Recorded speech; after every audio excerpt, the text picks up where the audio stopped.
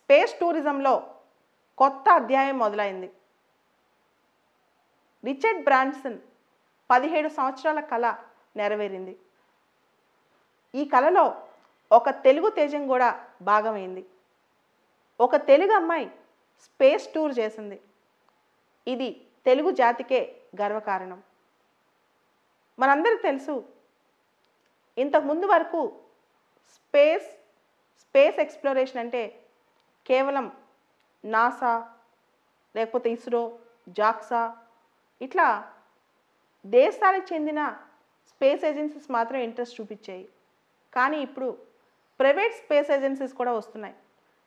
అవి commercial use కోసం ఎక్కువగా దృష్టి పెడుతున్నాయి. ముఖ్యంగా స్పేస్ టూరిజం వైపు చాలామంది ఆశపడుతున్నారు. ఈ సందర్భంలో ఈ నెలలో Jeff Bezos, blue origins company space company owner Jeff Bezos కూడా స్పేస్ టూర్కి వెళ్ళాలనుకుంటున్నారంట ఈ జూలై 2021లో. దీనికి సంబంధించి నెటిజన్స్ జెఫ్ బెజోస్ నువ్వు స్పేస్కి వెళ్ళాక ఇంకా తిరిగి భూమి మీదకి రావద్దని కూడా చెప్తున్నారు. ఆయన పైన సరదాగా సెటైర్లు కూడా వేస్తున్నారు. ఈ టైంలో నిన్న ఒక అద్భుతం జరిగింది.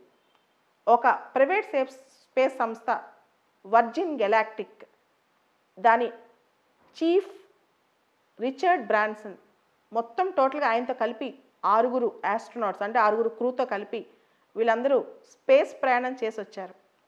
అయితే ఈ స్పేస్ క్రాఫ్ట్ని పూర్తి స్థాయిలో మనం ఆర్బిటల్ స్పేస్ క్రాఫ్ట్ అనలేం. యాక్చువల్గా దీని పేరు commercial sub orbital space craft.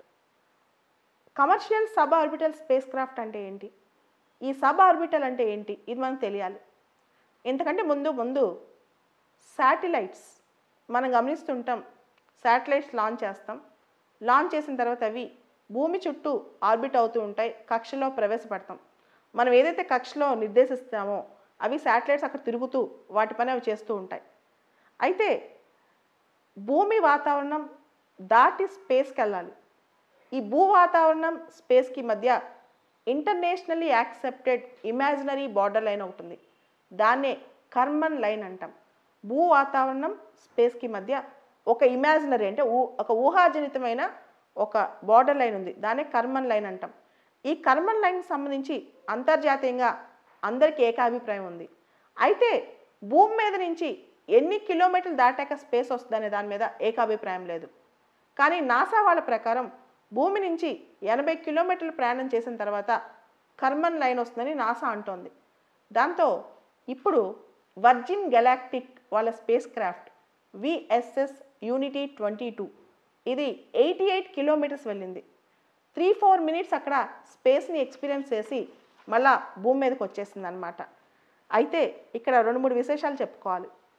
మామూలుగా ఏదైనా సరే ఒక ఆబ్జెక్ట్ కానీ, ఒక శాటిలైట్ కానీ, లేకపోతే ఒక ఎంటిటీ కానీ హారిజాంటల్ వెలాసిటీలో 28,000 కిలోమీటర్స్ పర్ అవర్ దాటి ప్రయాణించినప్పుడు it takes the path of orbital path అనమాట. అంటే భూమిని దాటి కక్షలోకి ప్రవేశించుద్ది భూమి చుట్టూ, అంటే తిరిగి భూమి మీదకి రాదు.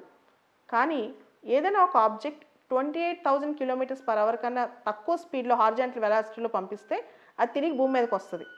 అంటే ఇప్పుడు సబ్ ఆర్బిటల్ పాత్ అంటే భూమి మీద నుంచి ఫాస్ట్గా వెళ్ళి కొన్ని నిమిషాలు మాత్రమే స్పేస్ని ఎక్స్పీరియన్స్ చేసి కిందికి రావటం. శాటిలైట్ అంటే ఆర్బిటల్ ఆబ్జెక్ట్స్, అవి పూర్తిగా కక్షలో తిరుగుతూ ఉంటాయి. కానీ ఇది sub orbital object, sub orbital space craft అంటే కొన్ని నిమిషాలు మాత్రమే వెళ్ళి వస్తుంది అనమాట. అంటే ఆ టైంలో వెళ్ళిన క్రూకి ఒక వెయిట్లెస్నెస్ ఫీలింగ్ రావటం, జీరో గ్రావిటీ ఫీలింగ్ రావటం. ఇక్కడ వర్జిన్ గెలాక్టిక్ సంస్థలో వెళ్ళిన క్రూకి, ఈ ఎయిర్ క్రాఫ్ట్లో విఎస్ఎస్ యూనిట్లో వెళ్ళిన క్రూకి 88 కిలోమీటర్స్ దాటిన తర్వాత వాళ్ళకి ఆ ఫీలింగ్, అది మనం నిన్న రిలీజ్ అయిన వీడియోలో కూడా చూడొచ్చు అనమాట. అయితే ఈ వర్జిన్ గెలాక్టిక్ సంస్థకు చెందిన క్రూ మొత్తం 6 వెళ్ళారు. దీనిలో ఒక తెలుగు అమ్మాయి బండ్ల శిరీష. ఆ అమ్మాయి గుంటూరు జిల్లాలో పుట్టినట్టు కథనాలు వినిపిస్తున్నాయి. ఆ తర్వాత అమెరికాలో హోస్టన్ స్టేట్లో సెటిల్ అయినట్టు తెలుస్తోంది.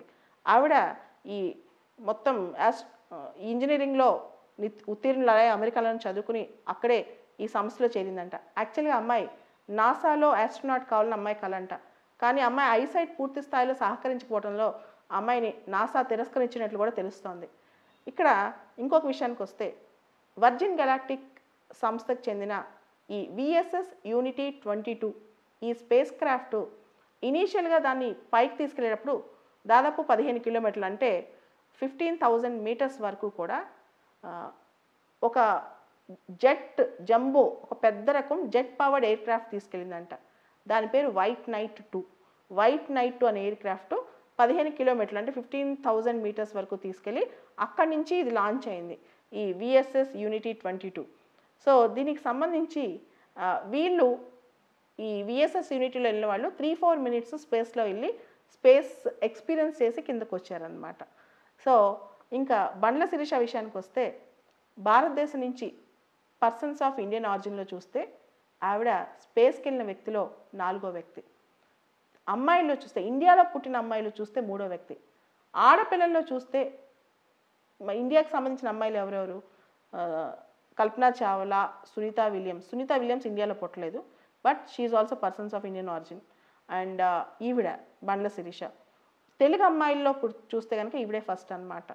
సో దీంతో ఇప్పుడు మొత్తం అందరూ కూడా హర్షం వ్యక్తం చేస్తున్నారు. ఉమెన్ ఎంపవర్మెంట్ కూడా ఇది ఒక దర్శనం అని చెప్పొచ్చు, ఇది ఒక నిదర్శనం అని కూడా మనం చెప్పొచ్చు అనమాట.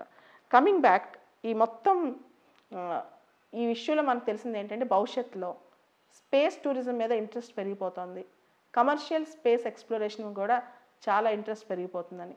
సో ఒకసారి ఈ ధైర్యంగా ఉన్న ఇంత ధైర్యంతో స్పేస్కి వెళ్ళిన బండ్ల శిరీషకి హ్యాట్స్ ఆఫ్ చెప్దాం.